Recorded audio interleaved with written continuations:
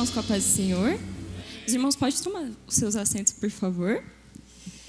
Bom, primeiramente eu quero agradecer a Deus por esta rica oportunidade, porque se não fosse a bondade e a misericórdia do Senhor sobre a nossa vida, eu acredito que nenhum de nós estaríamos aqui. E se fosse pela nossa força também, ou pela nossa vontade, nós também não estaríamos aqui. Mas nós temos um Deus bom, que cuida, que zela e que nos sustentou até aqui. Eu agradeço também ao pastor pela confiança e liderança dos jovens. Os jovens vão saber disso, mas eu tentei fugir muito deste momento. Todas as vezes que a gente brincava nos ensaios, a Natália vai trazer a palavra, eu falava, não vou. Toda vez que alguém me falava não, porque um dia você vai levar a palavra de jovens, eu falava, não vou, mas não vou. E o que eu mais tentei fazer foi fugir. Só que aí o convite me veio, irmãos, no domingo passado, logo após uma pregação sobre quem? Jonas. Quem estava aqui lembra? E a gente precisa entender, que é até uma coisa que o pastor Mesael falou aqui ontem e que eu cheguei em casa refletindo, porque é uma coisa que eu levo para a vida, que manda quem pode, obedece quem tem juízo. E mesmo nesses poucos anos assim de vida, nessa minha caminhada com Jesus, tem uma coisa que eu tenho aprendido, é que é melhor obedecer do que sacrificar. E que muitas vezes a vontade de Deus para a nossa vida não vai ser a mesma que nós queremos. Só que a gente precisa se render à vontade de Deus. Então, eu estou muito feliz de estar aqui. Eu confesso que eu estou bastante nervosa. É a primeira vez que eu tenho oportunidade para pregar assim no culto de jovens. Já tive outras oportunidades para falar do Evangelho ou do amor de Cristo, mas em outros lugares, o Luiz e o Luan sabem disso, lá na faculdade. A gente tem um grupo de oração, inclusive eu peço para os irmãos lembrarem da minha vida, do Luan, do Luiz, do grupo de oração na PUC. Coloquem vossas orações, porque a gente já tem visto o Senhor fazendo grandes coisas em nosso meio lá. A gente tivemos orações respondidas, pessoas que estavam afastadas e que começaram a frequentar e que depois tiveram interesse em conhecer algumas igrejas, em começar a frequentar. E nós cremos que o Senhor ainda tem muitas coisas para fazer naquela universidade. Nós queremos nisso e por isso eu peço a oração dos irmãos. E, irmãos, quando me foi dada a oportunidade, eu já estava com um versículo queimando muito forte no meu coração, que está lá em Romanos 8, no versículo 38 e 39, que vai falar do amor de Deus. Que vai falar quando Paulo falou, olha, eu estou convencido de que nem a morte, nem a vida, nem os anjos, nem os principados, nem as potestades, nem as coisas do presente, nem as coisas do porvir, nada pode nos separar do amor de Deus.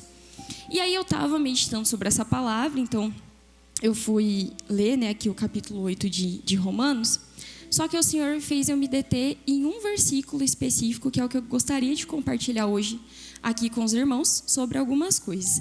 Então eu vou convidar os irmãos para abrir as vossas Bíblias lá em Romanos, no capítulo 8 e o versículo 18.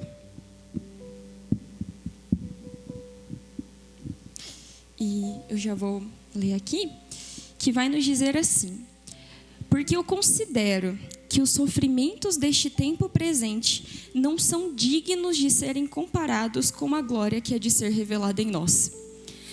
E aí, quando eu fui ler, eu não conseguia mais sair desse versículo. E o Senhor começou a falar muito comigo especificamente nesse versículo. Então, glória a Deus, nada pode nos separar do amor de Deus e nós estamos aqui por causa deste amor. Nós fomos salvos por causa deste amor. Só que às vezes, durante a nossa vida, nós vamos ter sofrimentos.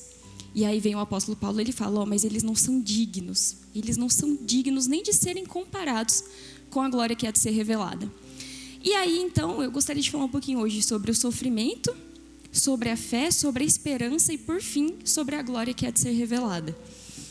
E quando a gente pensa em sofrimento, durante a caminhada cristã, irmãos, é inevitável a gente não passar por sofrimentos.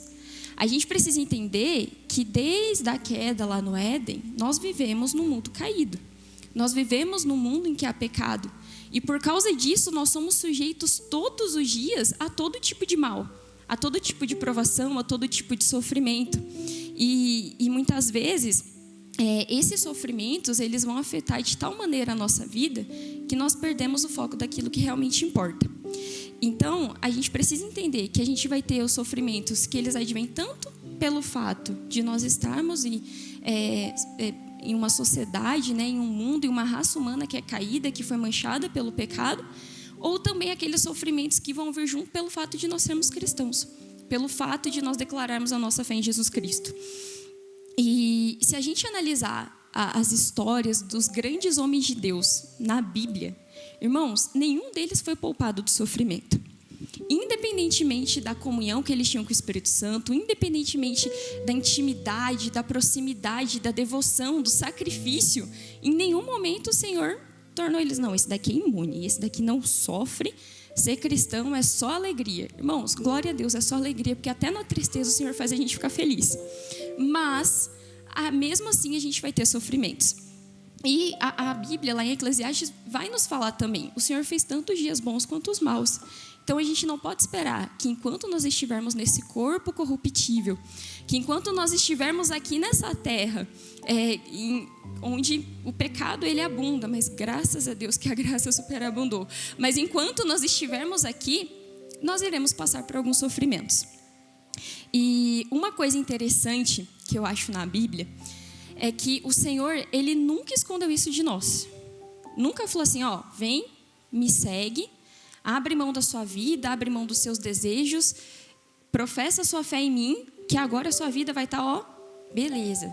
Nunca mais vai ter dor, não vai ter sofrimento, não vai ter choro, você não vai passar por provação, porque infelizmente o que nós temos visto hoje em dia é um evangelho de facilidade. É um evangelho em que qualquer um pode vir do jeito que está, ficar do jeito que está, fazer o que você quiser, o que te dá prazer, ser feliz e vai ser salvo do mesmo jeito. Só que não é esse evangelho que Jesus nos traz. E o Senhor, lá então, em João, no capítulo 16, 33, ele vai falar, ó, no mundo tereis aflições, mas tem de bom ânimo, porque eu venci o mundo. Então, em nenhum momento, o Senhor vai olhar para você e vai falar que vai ser uma vida de facilidade ou que você não vai passar por sofrimentos. E tem uma frase de um autor que eu gosto muito, que é o C.S. Lewis. Ele é muito conhecido por ter escrito As Crônicas de Nárnia, que é uma ficção. Só que, para quem não sabe, ele também era um ateu convicto que, graças a Deus, foi salvo, se tornou um cristão e escreveu diversos livros sobre o cristianismo. E ele fala, olha, se você deseja uma religião confortável, eu não te recomendo o cristianismo. Porque pensa comigo, irmãos, a gente vê isso muito, principalmente jovens, adolescentes, nas escolas, nas universidades, muitas pessoas que não creem em Deus, né? E aí eles falam, não, porque Deus é uma invenção dos homens. Mas, irmãos, se os homens fossem criar um Deus, eles iam criar um Deus em que você tem que abrir mão de tudo que você quer, de tudo que te dá prazer para servir a Ele. Na verdade, é muito mais fácil a gente criar deuses, ídolos nos nossos corações, que simplesmente fazem tudo que a gente quer. E não um Deus que olha e fala, olha, para me seguir você tem que negar a si mesmo. Para me seguir, muitas vezes você vai ter que abrir mão dos seus sonhos, dos seus projetos, dos seus planos, mas você vai me seguir assim.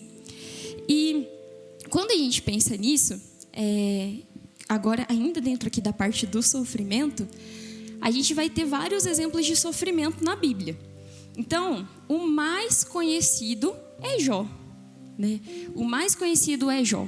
Um homem que, quando Satanás está lá vagando, se apresenta diante de Deus, o que o Senhor fala? Tu vistes o meu servo Jó? O próprio Deus fala de Jó e fala, olha, ele é temente, homem íntegro. E nem Jó foi poupado do sofrimento. Então, do dia para a noite, né, de uma vez só, Jó ele perdeu tudo. Ele era um homem muito rico, ele perdeu todos os seus bens materiais. Ele tinha saúde, ele perdeu a sua saúde.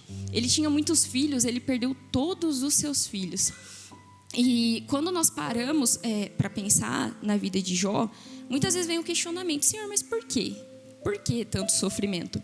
E se a gente for ver, irmãos, Jó ele perdeu tudo, e tudo que sobrou, a Bíblia vai nos falar, foi um caco de cerâmica com o qual ele ficava se coçando, sentado em cima de cinzas. Isso é o sofrimento. E muitas vezes a gente fala, Senhor, mas por quê? E muitas vezes muitas pessoas até questionam a existência de Deus. Senhor, por quê? Se Deus é bom, se Deus existe, por que tanto sofrimento? E aí eu volto lá no começo quando eu falei, porque nós estamos num mundo caído. E enquanto nós estivermos aqui, nós vamos ter sofrimentos.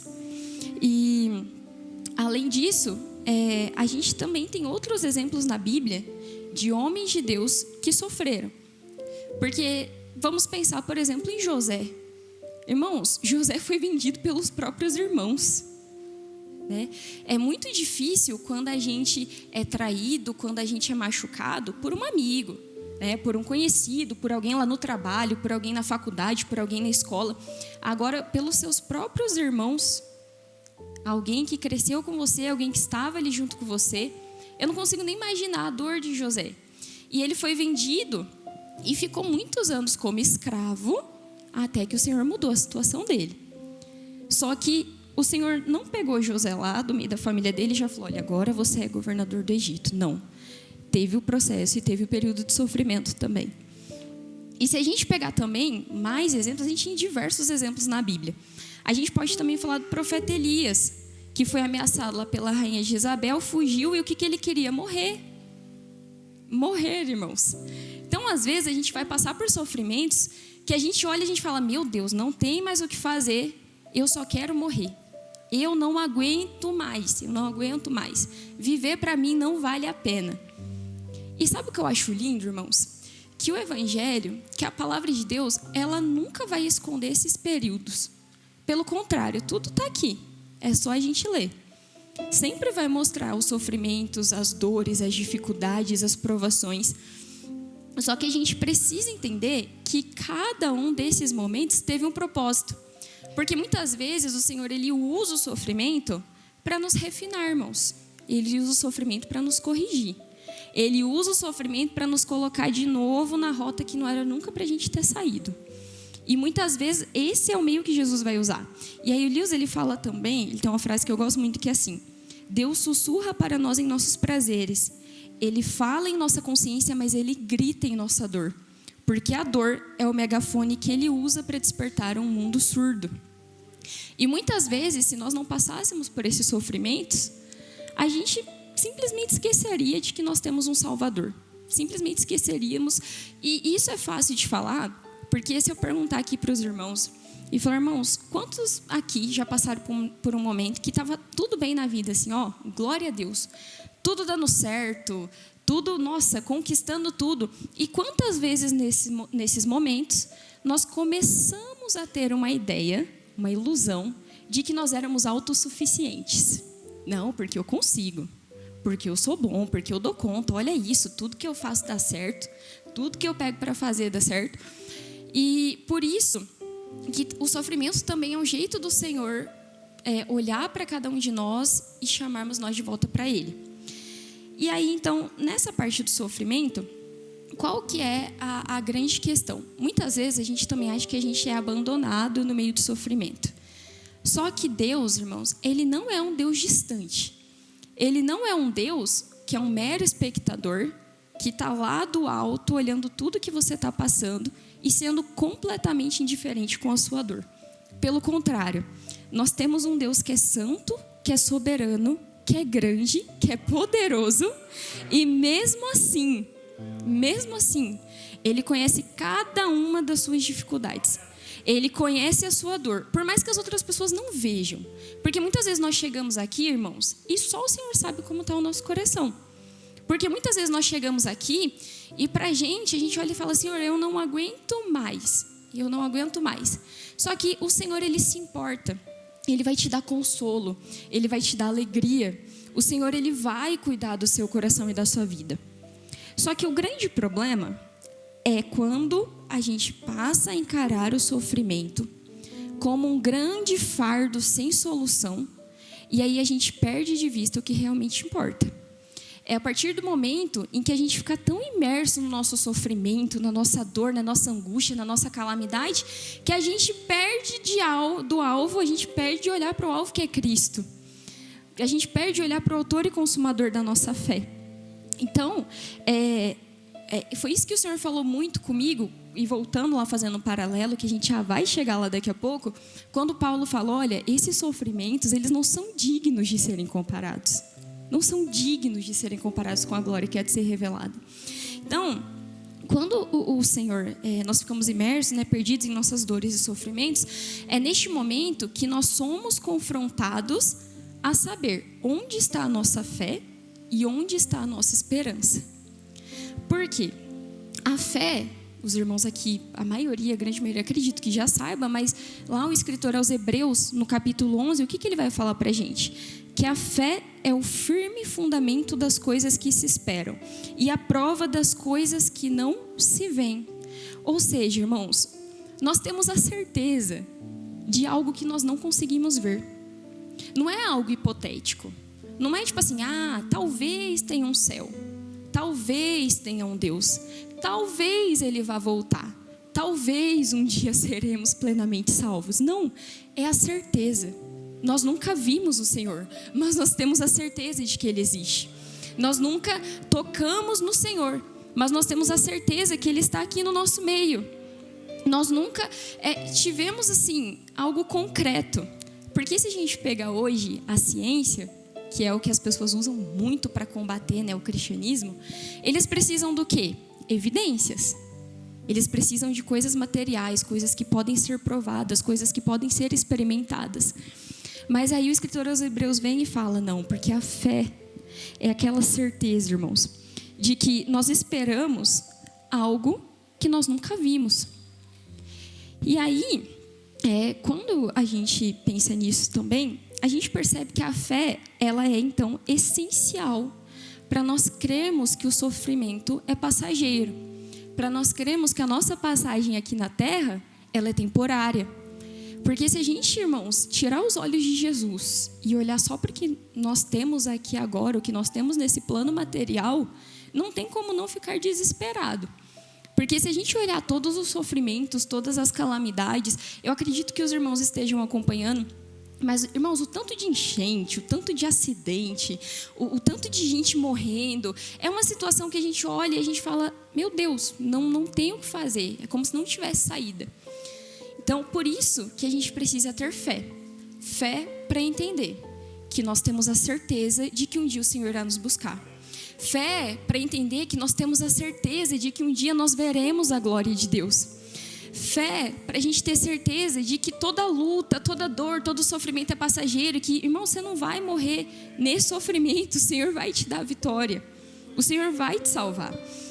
E quando a gente pensa nisso também, eu lembro lá de 2 Coríntios, capítulo 4, versículo 17 e 18, em que Paulo também vai falar assim, olha, porque a nossa leve aflição, a qual é momentânea, opera por nós um extraordinário peso eterno de glória.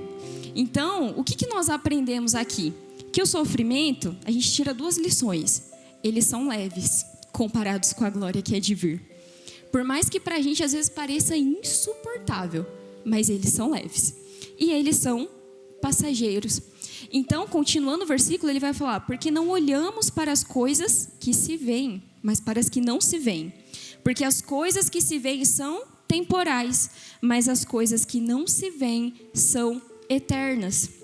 Então, a gente precisa ter fé para não olhar aqui, mas olhar para lá. Olhar para o autor e consumador da nossa fé e ter a certeza de que um dia o Senhor virá nos buscar e vai nos tirar de todo esse sofrimento. E aí também, uma coisa que veio no meu coração foi, e a nossa esperança? Qual que é a esperança do cristão, irmãos? A esperança, se a gente pegar a palavra propriamente dita e for pesquisar o significado dela, a gente vai ver que ela tem diversos significados. Dentre eles, alguns são sentimento de que vê como possível a realização daquilo que deseja. Expectativa, espera, aguardo. E em Cristo, irmãos, nós temos uma viva esperança. Porque não é uma ilusão, não é uma falácia, não é uma historinha que contaram pra gente de algo que vai acontecer. Nós temos a esperança, nós temos essa expectativa, nós aguardamos o dia que nós seremos levados até o céu e que encontraremos com o Senhor. E aí eu lembro também lá em 1 Pedro, que fala que nós temos uma viva esperança pela ressurreição de Cristo dentre os mortos. Então, eu também estou aqui hoje nessa noite para lembrar aos irmãos que nós servimos um Deus que está vivo. Nós não servimos mortos, nós não temos tumba para visitar, nós não adoramos imagens, nós não temos ídolos para se prostrar, nós não ficamos fazendo preces e orações para coisas de barro, esculturas feitas por homens que nem sequer estão ouvindo o que aquele povo está falando. mas nós cremos num Deus que vive, num Jesus que ele veio e morreu, mas que ele ressuscitou também. E essa é a firme esperança do cristão. Então, no meio do sofrimento, no meio do caos, no meio da angústia, irmãos, a gente precisa lembrar em quem a nossa fé está, em quem a nossa esperança está. E porque se nós nos determos somente nos nossos sofrimentos, nós vamos correr o risco de perder a esperança. E qual que é a nossa esperança? A redenção que nós teremos em Cristo. E é por isso que então, agora voltando para o versículo que nós lemos a princípio, que Paulo vai nos falar lá em Romanos, que os nossos sofrimentos, irmãos, independentemente de quais sejam, independentemente de qual seja a aflição, e aí neste momento a gente pode olhar e falar, nossa, mas será que então a minha aflição, meu sofrimento não está valendo de nada? Vale, irmão, vale. Mas é que quando nós entendemos a grandeza da glória de Deus, a gente vai conseguir entender o que Paulo falou sobre os sofrimentos não serem dignos de serem comparados com a glória que há de ser revelada. E o que é a glória, né, que há de ser revelada?